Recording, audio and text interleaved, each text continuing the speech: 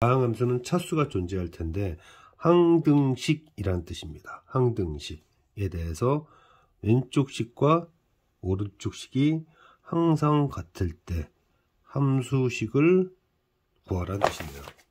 다항함수는 차수가 존재할 것이고 최고차 기준으로 보면 이 식은 x자리에 다시 fx 플러스 x를 집어넣게 되면서 최고차만 보게 되면 n제곱차가 됩니다. n제곱차가 되고 이것과 동일한, 이것과 같은 함수인 얘는 여기선 차수가 하나 올라갈 거고 여긴 2차니까 만약에 이 n이 2 이상이라면 n 플러스 1차가 될 거고 n이 fx가 1차라면 그냥 1차라면 2차가 빠지면서 1차가 될 수 있을 거예요. 그런데 n제곱, n이 2 이상일 때는 n제곱이 얘보다 항상 큽니다. 얘보다 항상 커요.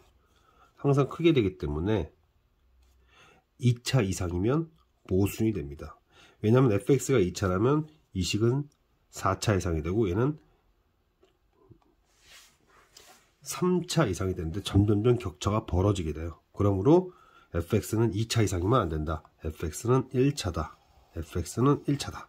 따라서 1차식의 형태로 표현할 수 있을 것이고 이 1차식의 형태에서 a 한 다음에 ax 플러스 b 플러스 x를 넣어주고 이것이 얘를 적분하게 됐을 때 나오는 이 결과물을 봐야 될 텐데 이건 1차니까 여기 2차가 있으면 안 되겠죠. 그래서 a는 2가 되어야 될 것이고 a가 2라면 2 곱하기 3이 x의 개수가 되면서 여기서 b 플러스 3과 같아야 됩니다. 그러므로 함수식을 완성할 수가 있게 되었습니다.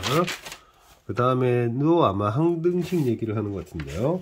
항등식인데 다항함수에 대해서 주어진 이 식은 적분 변수가 t이기 때문에 x는 변수입니다. x에 관한 함수인 거죠. 이 식은 어찌되었든 x에 관한 함수다. 그것이 이거와 동일하다. 그때의 이 값이 무엇인가?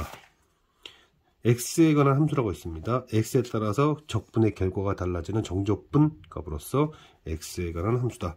이것은 적분 변수에서 막히는 것은 막아놓고 x는 적분 변수와 상관이 없기 때문에 바깥으로 나가주게 됩니다. 이 식이 이 식과 같다는 얘기인데요. 미분을 하게 되면은 통으로 x가 들어가고 여기는 곱셈 미분이죠. 그래서 얘부터 미분되면 얘 냅두고요. 그리고 냅두고 미분하면 이 식이 사라지게 됩니다. 그리고 미분을 하게 되죠. 자, 그러면은 출발 도착이 같으면 0이니까 x에다 1을 집어넣을 경우 이 식은 0이 되고 여기는 a 빼기 1이 되니까 a 값 나오게 되고요. 그 다음에 이 항등식 처음부터 x에다 1을 집어넣어 버리면 0이 되죠.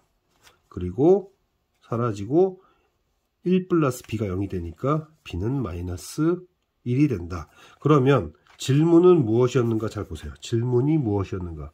질문이 무엇이었는가를 보면 요 x자리에 3을 넣습니다. x자리에다 3을 넣었어요. 그 얘기는 이것과 동일한 이 식에다가 3을 넣어라 라는 뜻과 똑같습니다. 따라서 질문은 이 식에다가 이 식에 x에다가 3을 넣으란 뜻이었어요. 그래서 a, b를 찾았으니 무언가를 대입하면 결과가 나올 수밖에 없죠.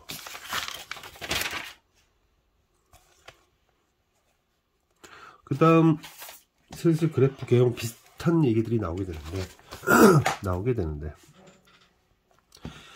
fx가 1에서의 함수값이 어떻다라는 얘기가 있고요. 그 다음에 0 이상에서는 항상 0 이상이다.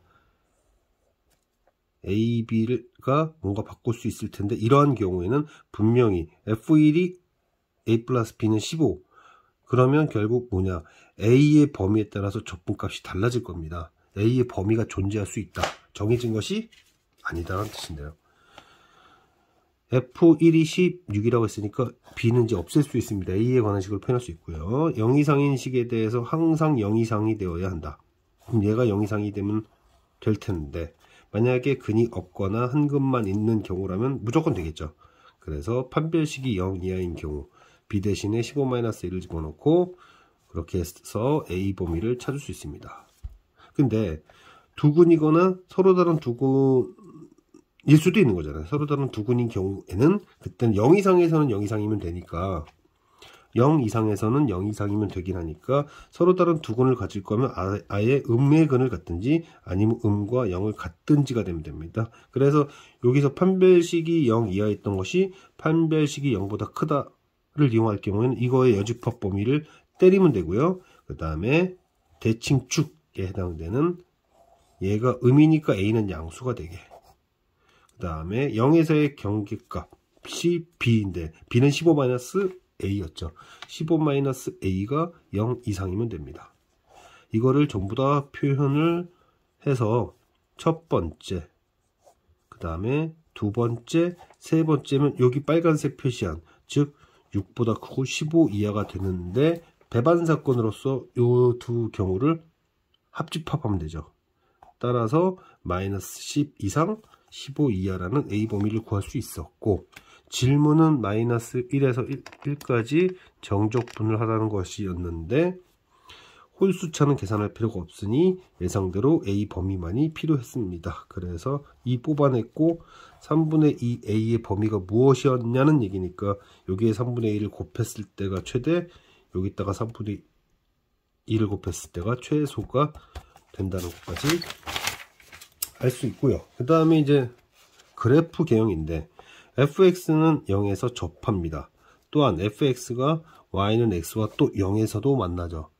그런 그래프를 대략적으로는 추론할 수 있어요.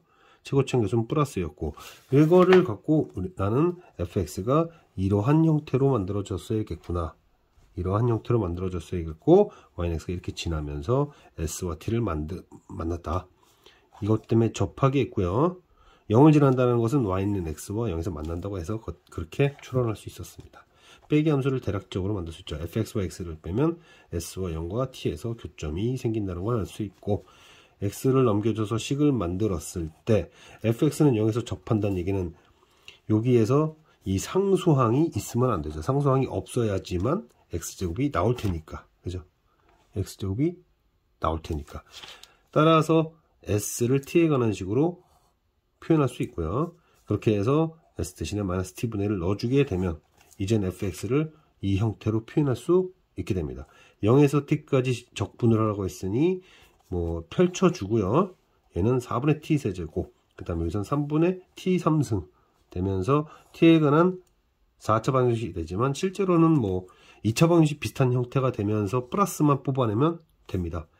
이걸 뽑았다는 얘기는 여기를 완성했다는 얘기가 되고, 여기를 완성했으니 fx식이 완성되게 되죠. 그러니까 어떤 식이든 대입이 가능한 형태가 되겠죠. 그래프를 추론해야 됩니다. 그래프를 추론해야 돼요. 여기에서 쭉쭉 하다가 제가 빼기 함수도 이용했고, 그랬는데 상수항이 없어야 된다는 것은 그래프의 조건 때문에 x제곱이라는 인수를 가져야 되기 때문에 이 x 하나 갖고 안 된다. 여기 상수항이 있으면 x제곱이 나올 수가 없다. 그러므로 그것 때문에 관계식을 최대한 빠르고 간단하게 표현할 수 있었어요.